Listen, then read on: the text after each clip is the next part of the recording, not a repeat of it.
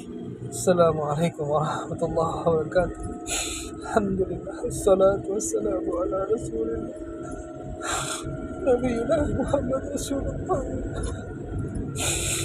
La ilaha illallah Muhammad Rasulullah.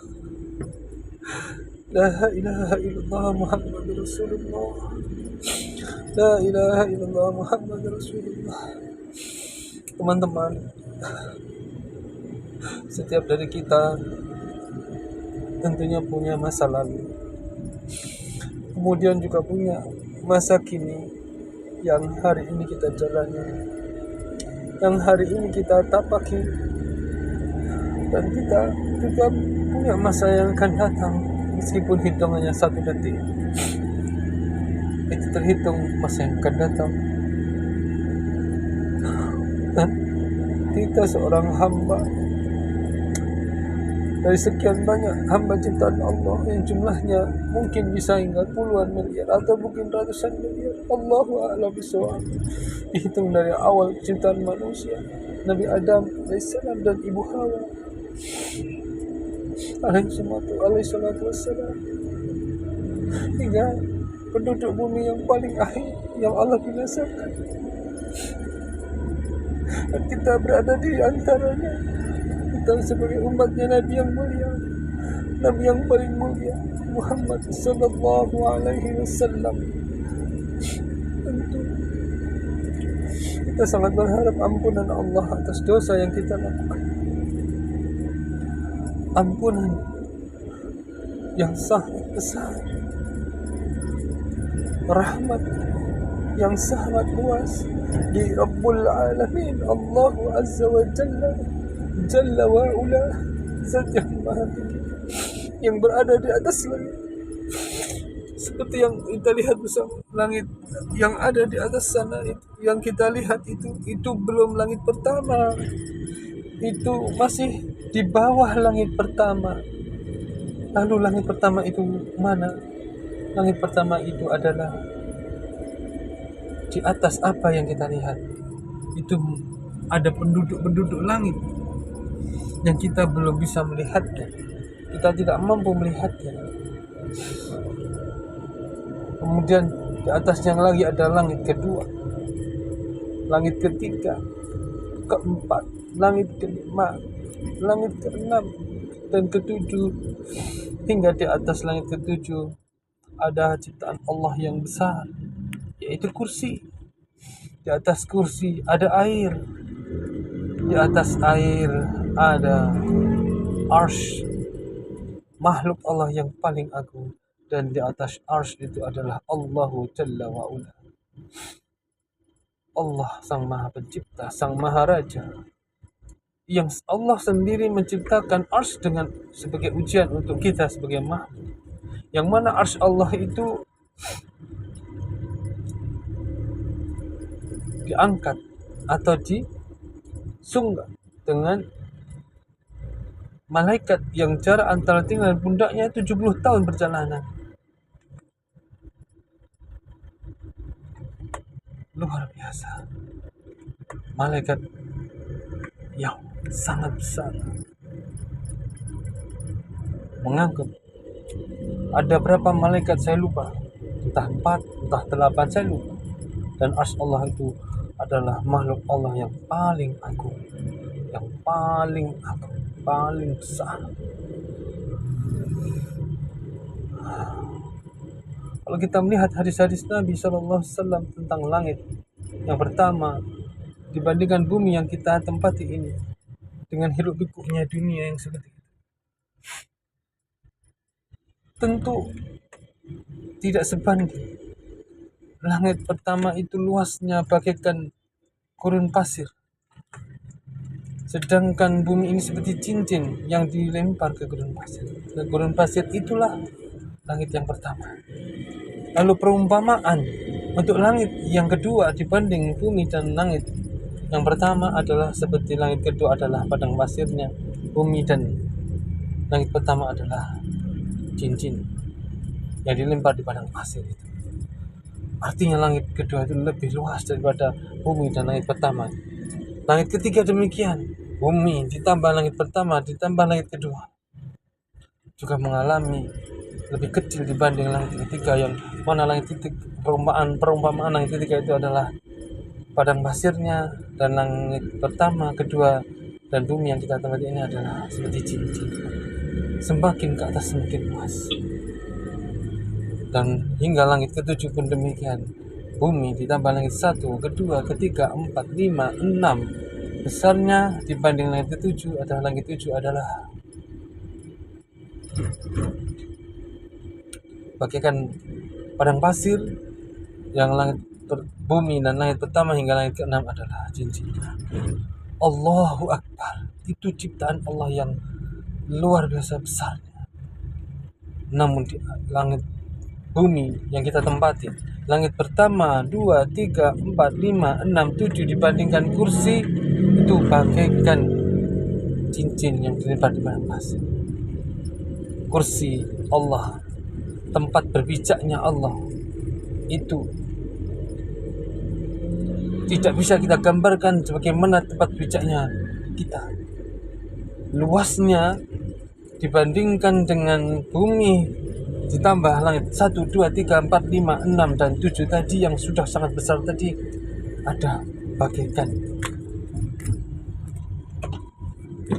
cincin yang dilempar di padang pasir. Padang pasirnya adalah kursi, sedangkan bumi langit 1 hingga 7 adalah bagaikan cincin. Lalu air, demikian pula air, luasnya dibandingkan dengan bumi langit 1, 2, 3, 4, 5, 6, 7 dan kursi bagaikan cincin yang dilempar di padang pasir. Lalu bagaimana dengan arsy Allah, demikian pula arsy Allah dibandingkan bumi langit 1, 2, 3, 4, 5, 6, 7 dan seluruh penduduk yang ada di langit-langit tersebut. Kemudian ditambah kursi, ditambah air, ditambah kursi tambah air, itu bagaikan cincin yang dilempar di padang pasir. Padang pasirnya adalah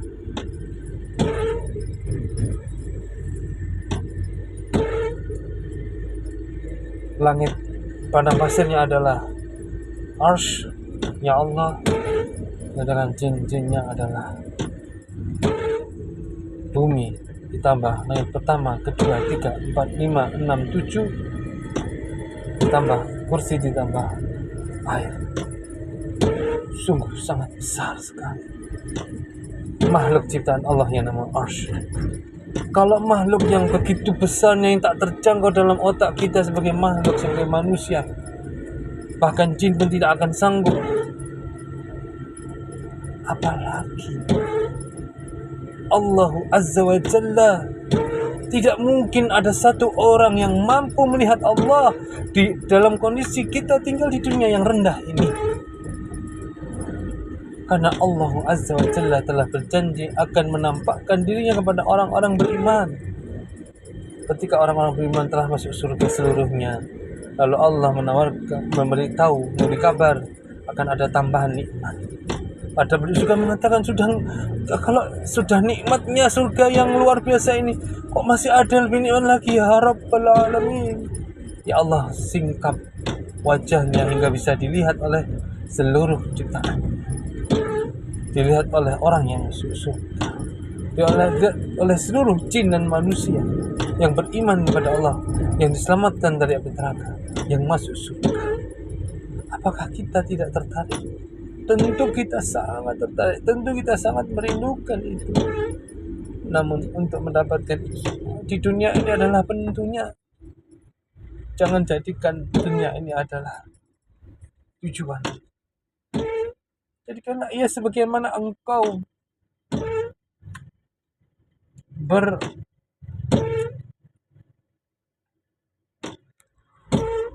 berteduh di bawah pohon.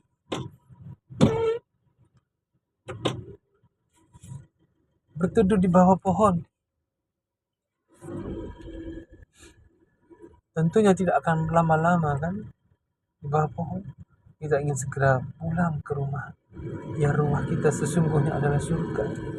Dan dunia ini adalah ujian, bukan rumah sesungguhnya.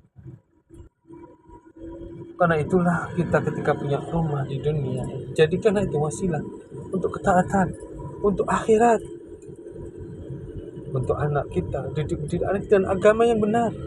Istri kita didik dengan agama yang benar.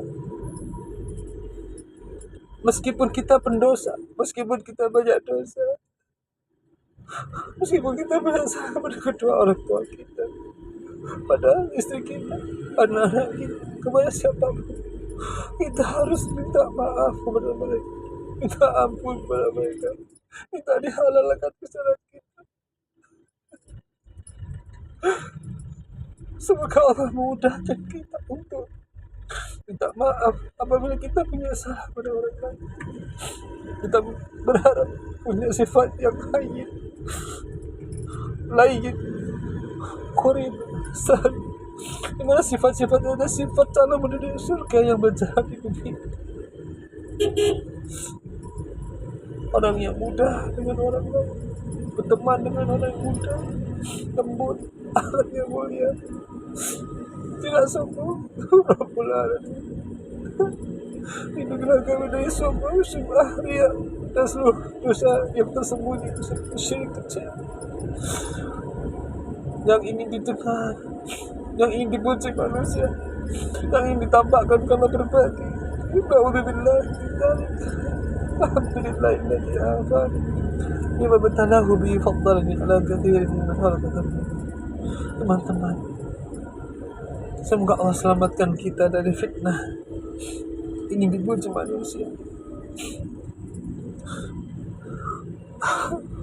Semoga Allah mengampuni kedua orang tua kita, mengampuni istri kita, mengampuni anak-anak kita, mengampuni kita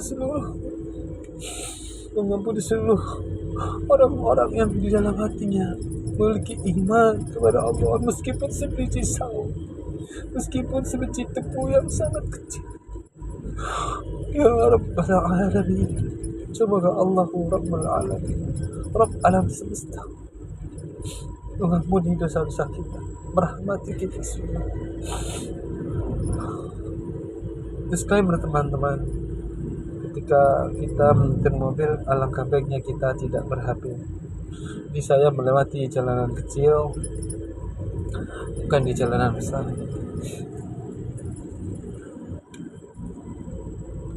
Dari arah perbatasan di Bojonegoro ke depan, semoga Allah memberikan hidayah taufik kepada kita, memberikan akhlak yang mulia kepada kita, untuk berakhlak kepada Allah dengan benar, berakhlak kepada Rasulullah SAW, tidak berlebih-lebihan dalam memuji manusia, bahkan tidak berlebihan dalam beramal.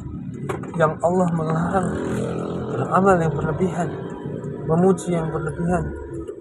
Allah tidak suka, Allah benci dengan orang yang berlebihan, melampaui batas dalam segala hal. Teman-teman sekalian, semoga kita bisa mengambil hikmah atas nasihat-nasihat yang diberikan ustaz-ustaz kita, ulama-ulama kita, guru-guru kita, kiai-kiai kita, habib-habib, semuanya yang baik di depan kita maupun di belakang kita, mereka pun mengamalkan dengan apa yang mereka sampaikan. Kita bisa mengambil hikmah, bisa menyampaikan kembali apa yang mereka sampaikan ke kita.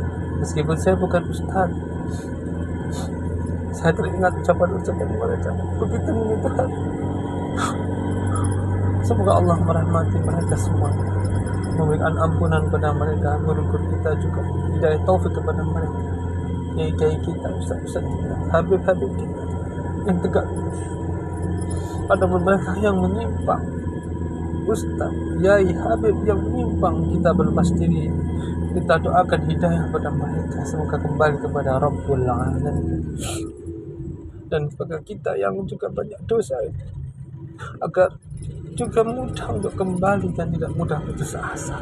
dari rahmat Allah Azza wa Jalla, tidak berlebihan dalam beramal, tidak juga meremehkan dalam amal, karena Allah suka kaum yang mengikuti petunjuk Nabi Muhammad SAW, yang berada di tengah-tengah orang yang berlebihan di antara orang yang berlebihan dan yang meremehkan, berada di tengah di antara orang yang berlebihan dan orang yang meremehkan.